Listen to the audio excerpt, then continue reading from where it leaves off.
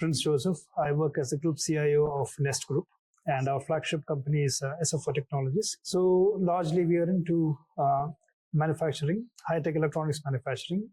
Electronic manufacturing, or EMS, is our forte. So we do OEM, ODM, and also a lot of contract manufacturing. We also have a division that takes care of automation, software, digital, augments the hardware part of the work that we do. And, as with any industry, this sort of a focus on GRC is important. Maybe not in the same rigor as you would expect in a highly regulated sort of an entity, but manufacturing does have certain standards to be followed. It becomes more prominent for us because some of the customers that we work with are Fortune 100 companies. So you would, if I roll out the names, it'll be trillion-dollar companies and hereabouts. And we also serve the aerospace and defense sector and also the healthcare sector. That means the need for us to be creating products that meet the requirements of these sort of industries is very, very high. So there's an increased focus in how we build, how do we ensure quality, how do we ensure security, how do we ensure a lot of things. These days, one of the risks that has come forth is the supply chain risk. And in the product build stage itself, we follow processes that are probably manufacturing related, but how much of security is embedded into it. When it comes to OT networks, we have a different challenge because, and I think this is probably true for any manufacturing entity. We have factory, but it's not just one factory. I have 26 factories across India. Now, all of them are at different levels of maturity. So I have something which is run entirely manually. I have something which is Industry 4.0 certified, meaning it's automated. Meaning you don't have to have too much of manual intervention. If this requires 100 people to run the line, this requires 2 or 3 monitor. But then the problem there is you don't have a unique or a common baseline for your security posture. Right. So you got a high amount of risk to a low amount of risk, or maybe this switches places because here the risk may be lower because you're doing everything. There is no connection to anything. Right. It is still a completely standalone OT environment. Yes. But here the risk is now higher. Now, when you start looking at certifications like SOC 2 or ISO 27001 or NIST, it doesn't really go very heavily into the OT side. Right. And this is where our focus now is on ISO 62443. Not many people are switched on to it, but we need to now start looking at how do we implement this.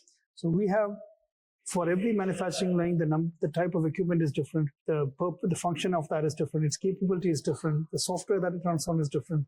The IoT capability is different. So on one spectrum, zero IoT, to the other one, which is already embedded. You don't really need to think about IoT because it's a connected machine. Right.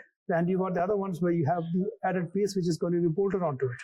Now, to bring all this into a place where we can say this is secured, because the security part comes in when there's a risk to the ICS. Right. So the integrated control system, if this is going to be affected, your line is affected, your production is affected. Correct. Now, our production being affected means you're probably going to be not manufacturing a critical component that goes into a defense product or to a healthcare line. So it is not a small impact. And whenever there is any sort of lockdowns and stuff, we are exempt because these industries still need to produce. Yes. So the pressure on us is that we cannot stop. And we need to ensure that we continue to deliver highest quality products. So 2-3 areas, the manufacturer of the equipment does not really care so much about security so much. They wouldn't be giving us certifications in that line.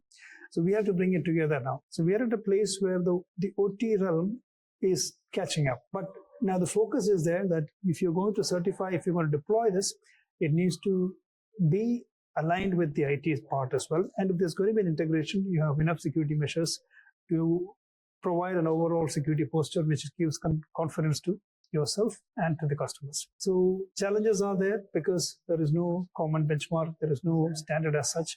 Things are frameworks are just coming, which is the ISO that I mentioned earlier. Skills in this area, focus in this area, products in this area.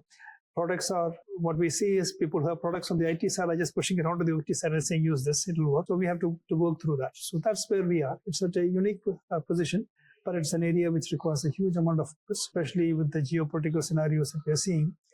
Supply chain and management of products from the build stage itself and the physical stage itself requires a lot of attention. So that's the challenge that we have in our hands. Wow. Thank you so much for your insights, sir. Thank you very much. Just wanted to ask you, how was your experience? No, this is a very nice experience. I think the reason, the way that you planned this, curated this, And the kind of sessions that I've seen in the morning is quite interesting. And I think I was also very interested to see that product that you showcased, Assist.